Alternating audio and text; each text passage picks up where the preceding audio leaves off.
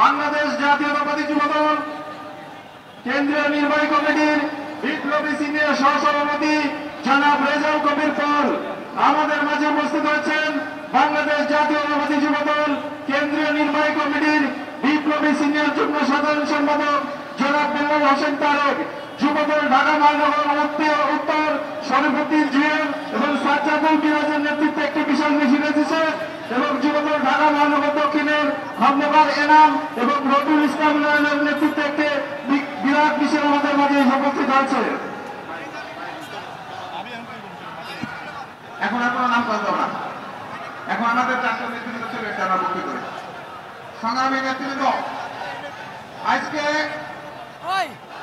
গাজা এবং রাফাতে ইসরায়েল কর্তৃক মানবতা বিরোধী অপরাধ, জাতির সঙ্গে আইন ভঙ্গ করে যুদ্ধ থেকে শীর্ষ